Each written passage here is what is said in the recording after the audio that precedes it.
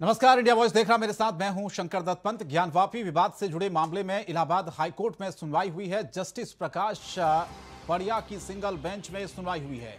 अब 6 जुलाई को इस मामले की अगली सुनवाई होगी। सबसे पहले हिंदू पक्ष अपनी बची हुई बहस को पूरा किया। अगली सुनवाई पर मुस्लिम पक्षकार बहस को जारी रखेगा।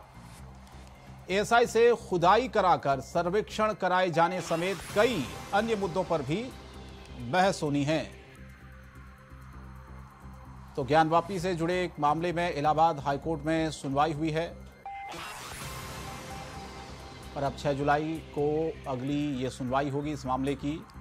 आपको बता दें कि इस सबसे पहले हिंदू पक्ष ने अपनी जो बची हुई बहस है उसको पूरा किया और हिंदू पक्ष के बाद मुस्लिम पक्षकार जो है वो अगली सुनवाई पर अपनी जो बहस है उसको जारी रखेंगे। इसके अलावा एएसआई से खुदाई कराकर सर्वेक्षण कराए जाने समेत कई अन्य मुद्दों पर भी बहस होनी है। तो ज्ञानवापी विवाद से जुड़े इस मामले पर इलाहाबाद हाईकोर्ट में सुनवाई हुई है। आपको बता दें कि जस्टिस प्रकाश पड़िया की सिंगल बेंच में सुनवाई हुई। अब 6 जुलाई को इस मामले की अगली सुनवाई होगी।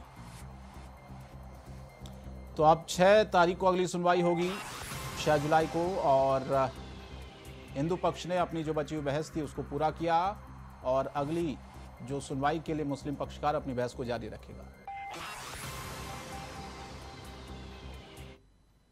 और आज से यूपी में ई विधान प्रणाली की शुरुआत हो गई है। लोकसभा अध्यक्ष ओम बिरला ने ई विधान का उद्घाटन किया और इस दौरान मंच पर सीएम योगी, सपा प्रमुख अखिलेश यादव भी दिखाई दिए। सीएम योगी ने अपने संबोधन में कहा कि हमें अगले 25 सालों की कार्य योजना को लेकर आगे बढ़ना है। साथ ही उन्होंने ये भी कहा कि सत्ता और विपक्ष मिलकर काम करें तो जन कल्याण का काम होगा।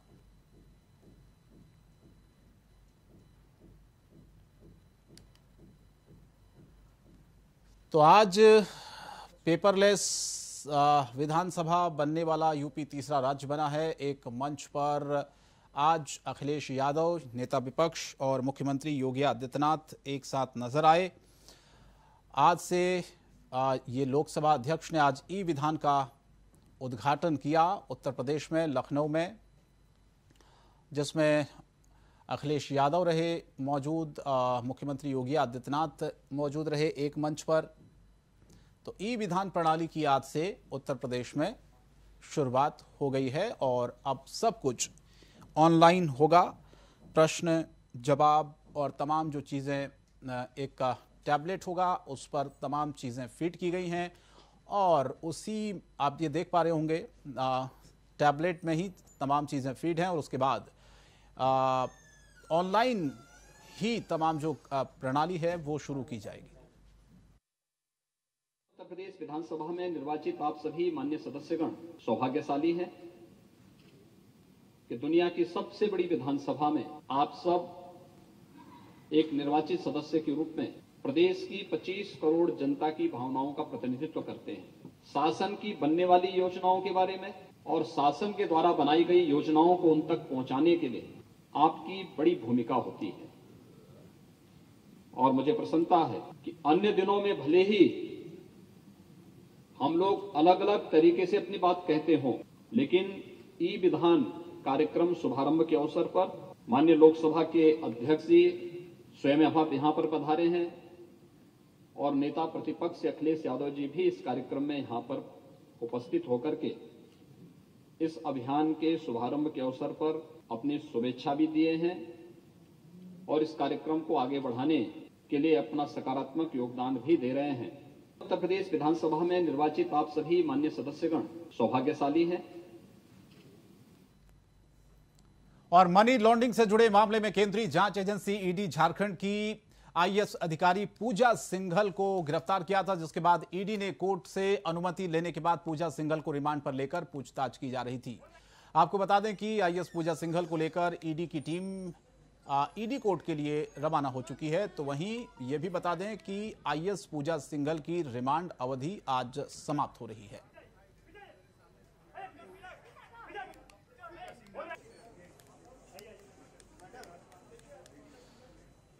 तो आज रिमांड की जो अवधि है वो खत्म हो रही है। आईएएस पूजा सिंघल जो कि पिछले दिनों गिरफ्तार की गई थी, आईएएस पूजा सिंघल और उनके सीए जिनकी गिरफ्तारी हुई थी, और उसके बाद जो कैश बरामद हुआ था, उसके बाद झारखंड की सियासत पूरी तरह से गर्म थी और लगातार अब ईडी कोर्ट के लिए पूजा सिंघल रवाना हुई हैं और आज रिमांड की जो अवधि है वो भी खत्म हो रही है।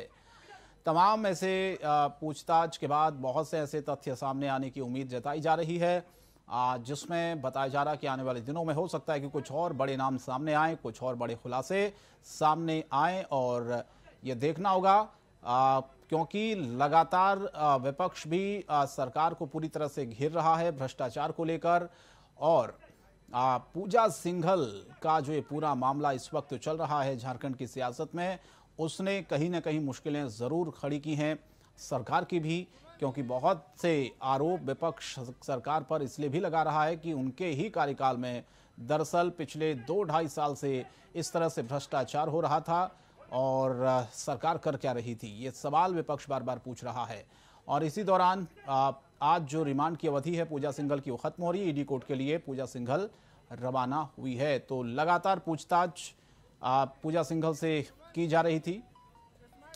अब ये देखना होगा कि आने वाले दिनों में क्या कुछ और बड़े खुलासे, कुछ और नामों के खुलासे होते हैं, क्योंकि अनुमान यही लगाया जा रहा है कि कुछ दिनों में हो सकता है कि आने वाले दिनों में कुछ ऐसे और भी नाम सामने आए, क्योंकि जिस तरह से भ्रष्टाचार ये पूरी तरह से हम देख पा रहे हैं कि पूजा सिंघल और उनके जो सीए थे और भी तमाम ऐसे लोग जो कि भारतीय जनता पार्टी जिन पर आरोप लगाती रही है कि जहां जहां हाथ डालते हैं वहां हाथ काले हो जाते हैं, इस कदर भ्रष्टाचार प्रदेश में फैला हुआ है।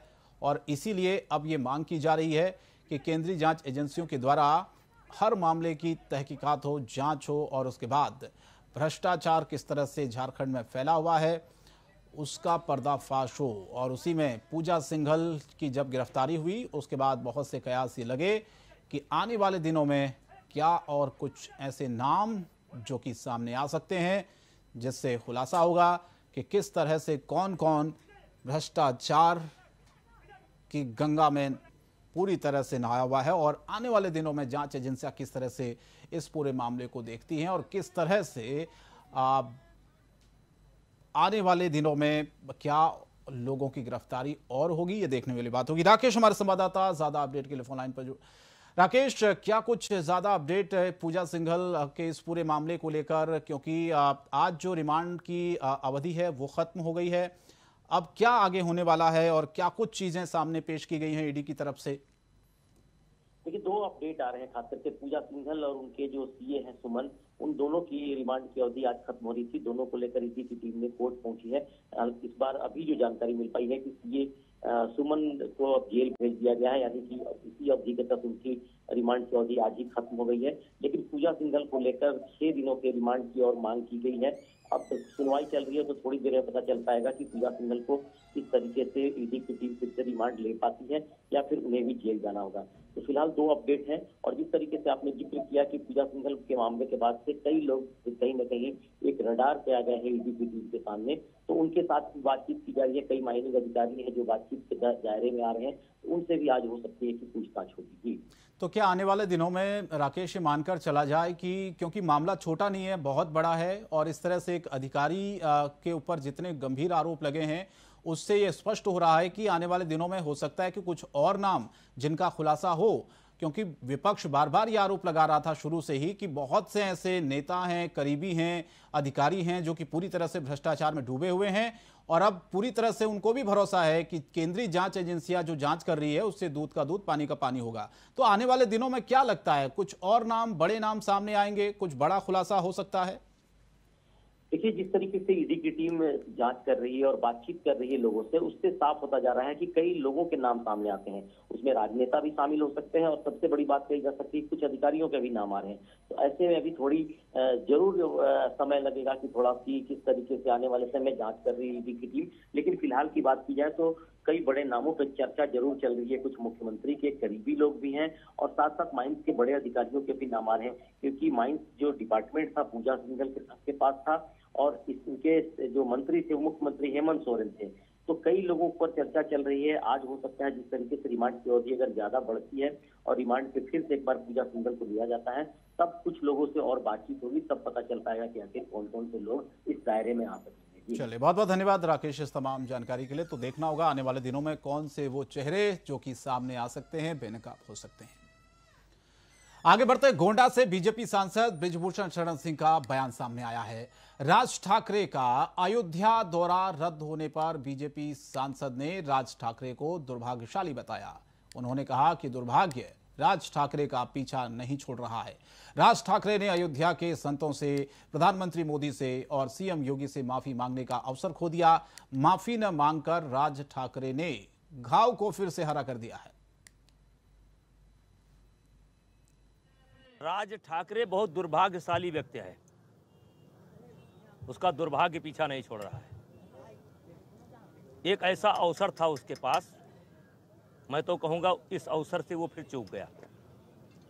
अगर वो हमारे संतों से माफ़ी मांग लेता, योगी जी से माफ़ी मांग लेता, मोदी जी से माफ़ी मांग लेता, तो उत्तर प्रदेश या उत्तर भारत बड़ा महान लोग हैं यहाँ की, तो इनका गुस्सा कम हो जाता।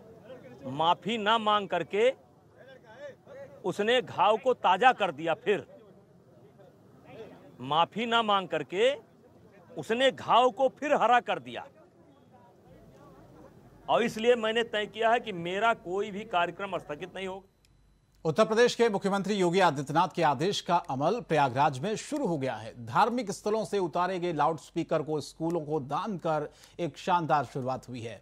आज जिन लाउडस्पीकरों से मंदिरों में भजन और मस्जिदों में अजान गूंजती थी, अब उन लाउडस्पीकर से स्कूलों में प्रार्थना सभा हो सकेगी। दरअसल मुख्यमंत्री योगी आदित्यनाथ के आदेश से प्रदेश के मस्जिद और मंदिर से उतारे गए अतिरिक्त लाउडस्पीकर को स्कूल, कॉलेज, मदरसे में प्रार्थना के लिए दान किया जाए। तो अब इसका पालन भी हो रहा है, क्योंकि जो लाउडस्पीकर पिछले कुछ दिनों से हटाए गए थे या स्वयं की इच्छा से हटाए गए थे, चाहे मंदिर हो, मस्जिद हो, गुरुद्वारों से हो, उनको अब दान किया जाएगा। अब स्कूलों में ये लाउडस्पीकर लगेंगे जहां पर स्कूलों में बच्चे प्रार्थना कर सकेंगे। तो अच्छी पहल है, कुल मिलाकर ये कहा जा सकता है। और इसका एक सकारात्मक असर भी उत्तर प्रदेश में देखने को मिल रहा है, क्योंकि जब ये पूरा विवाद हुआ था लाउडस्पीकर का उत्तर प्रदेश में, उस वक्त सभी से अपील की गई थी, चाहे वो मौलाना हो, चाहे मंदिर के पुजारी हो, धर्मगुरु हो, सभी से कहा गया था कि लाउडस्पीकर या तो उतार दें या उनकी आवाज़ को कम कर दें। तो हज़ारों की संख्या में उत्तर प्रदेश में लाउडस्पीकरों को उतारा गया था। अब उन्हीं लाउडस्पीकरों को स्कूलों को दिया जाएगा और स्कूलों में प्रार्थना की जाएगी। तो स्कूलों को दान में ये लाउडस्पीकर दिए गए हैं जो मंदिर, मस्जिद, गुरुद्वारों से उतारे गए थे। और सबसे अच्छी बात इसमें यह है कि सभी ने इसका सहयोग किया। जितने भी धर्मगुरु थे, सभी ने बिना किसी परेशानी के लाउडस्पीकरों को उतारा और आदेश का पालन किया। देखिए, जैसा कि मुख्यमंत्री जी ने पिछले 5 साल पहले जो आदेश जारी किया था कि जो मस्जिदों में जो है माइक ज़्यादा लगे हैं उसको कम कर दिया जाए और माइक की परमिशन ली जाए, तो हम लोगों ने 5 साल पहले ही इसकी परमिशन ली। उसके बाद जो एक नया आदेश जारी हुआ कि मस्जिद से माइक जो है कम कर दिया जाए, तो हम लोगों ने मस्जिद से माइक कम कर दिया गया। फिर उसके बाद जो आदेश जारी हुआ कि मस्जिद से जो साउंड कम कर दिया जाए, तो हम लोगों ने साउंड भी मस्जिद से कम कर दिया। अब नया आदेश आया है कि मस्जिद से जो माइक उतरे हैं उसको, मस्जिद से या मंदिर से जो उतरे हैं तो उसको स्कूल में और मदरसों में जो है दे दिया जाए। नूरजहां इंटर कॉलेज है, उसके मैनेजर प्रिंसिपल जनाब डॉक्टर अशफाक साहब को हम लोगों ने उनके जरिए स्कूल। सीतापुर जेल से जमानत पर रिहा होने पर संभल में आजम खान के समर्थक और समाजवादी पार्टी के कार्यकर्ताओं में जश्न का माहौल है। सपा कार्यकर्ताओं ने मिठाई वितरण कर एक खुशी का इजहार किया और ये 27 महीने बाद जेल से रिहा होने के बाद आजम खान के जो समर्थक थे, कार्यकर्ता थे समाजवादी पार्टी के, उन्होंने जश्न मनाया और खुशी का इजहार किया। संभल की यह तस्वीर है। कहना यह है कि जो विपक्षी पार्टियां हैं उन्होंने अपने जानते हुए पूरी तरह अत्याचार करने में कोई कमी नहीं छोड़ी, लेकिन माननीय सुप्रीम कोर्ट पर हमें पूरा विश्वास था, यहाँ के संविधान पर हमें पूरा विश्वास था, क्योंकि हम भारत के नागरिक हैं और भारत के हर नागरिक के लिए संविधान कार्य करता है, न्याय दिलाने का काम करता है। हमें पहले से उम्मीद थी कि न्यायालय जरूर, सुप्रीम कोर्ट जो है हमारे इस मामले में संज्ञान लेगा और सुनवाई करेगा, और वही हुआ। सुप्रीम कोर्ट के द्वारा आजम खान जी को जमानत मिल चुकी है और वो आज रिहा हो चुके हैं। तो इस खुशी में हम लोगों ने आपस में एक दूसरे को मिठाई बांटी। आगरा में आईएसबीटी पर हुए अतिक्रमण पर निगम का चाबुक चला है। निगम की टीम अतिक्रमण हटाने में पहुंची, जिसके बाद अतिक्रमण करने वालों में हड़कंप मच गया। बाबा के बुलडोजर ने अतिक्रमण को हटाया। ये तस्वीर आगरा की है।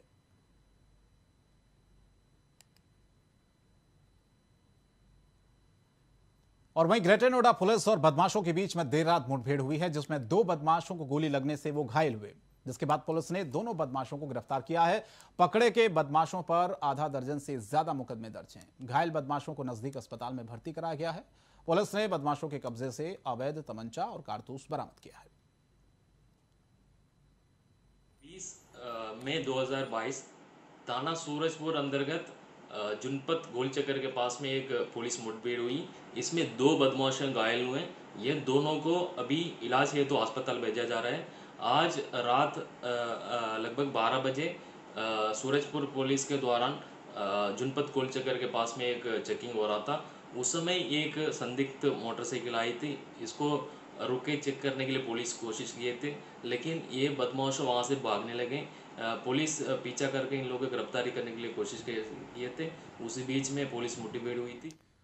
बुलंदशहर में 25,000 के इनामी शाहिद के साथ पुलिस की मुठभेड़ हुई है, जिसमें 25,000 के इनामी बदमाश को गोली लगी है। बताया जा रहा है कि पिछले दिनों हुई मुठभेड़ के दौरान शाहिद फरार था। पुलिस ने घायल बदमाश को अस्पताल में भर्ती कराया। आरोपी के कब्जे से तमंचा और एक खोखा कारतूस बरामद हुआ है।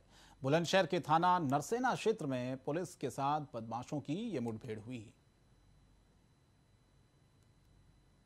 थाना नरसेना क्षेत्र में शाहिद नाम का एक अपराधी, जो साफिल लुटेरा और चोर किस्म का है, चोरी और लूट के मुकदमे 1 दर्जन के आसपास उसके विरुद्ध पूर्व से पंजीकृत रहे हैं। और गत माह एक पुलिस मुठभेड़ हुई थी, जिसमें लियाकत नाम का 25,000 का पुरस्कार घोषित अपराधी पुलिस की गोली लगने से घायल हुआ था, गिरफ्तार हुआ था। उसके साथ ही था, उस मुकदमे में भी वांछित चल रहा था।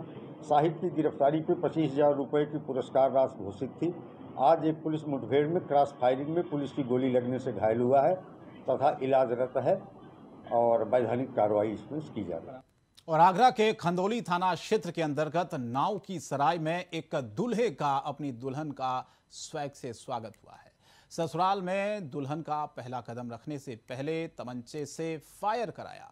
इसका वीडियो सोशल मीडिया पर भी अपलोड हुआ है। अब यह वीडियो वायरल हो रहा है। फिलहाल पुलिस मामले की जांच कर रही है। एसओ खंदौली का यह कहना है कि टीम को गांव में भेजा गया है। जांच के बाद कार्रवाई होगी।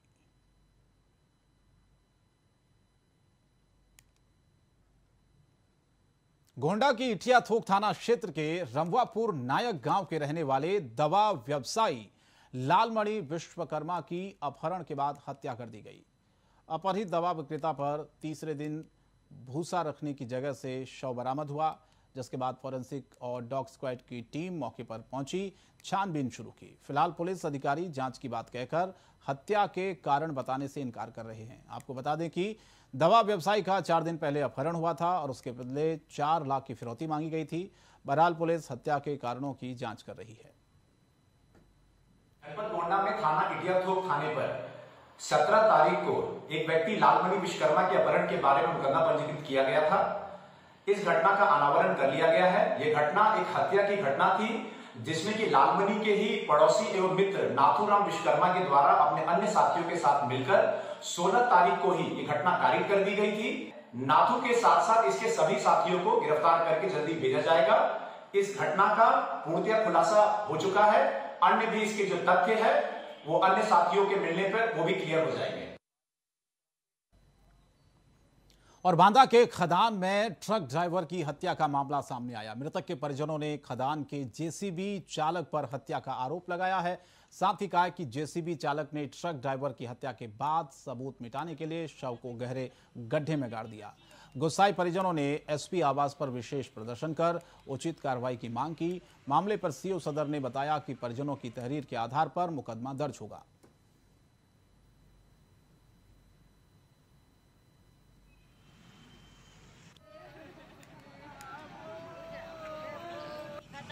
छोटा बेटा खत्म, माँ बेटी बची है।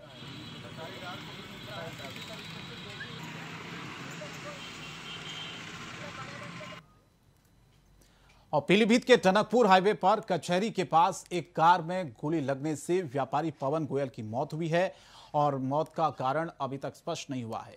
बंद कार में उसका शव बरामद हुआ है। मौके पर एसपी दिनेश कुमार और एडिशनल एसपी पहुंचे और साथ ही थाना कोतवाली पुलिस भी पहुंची। मामले की जांच शुरू की गई है। पुलिस का यह कहना है कि वो मामले की जांच कर रही है। जल्दी मौत के कारणों का खुलासा किया जाएगा।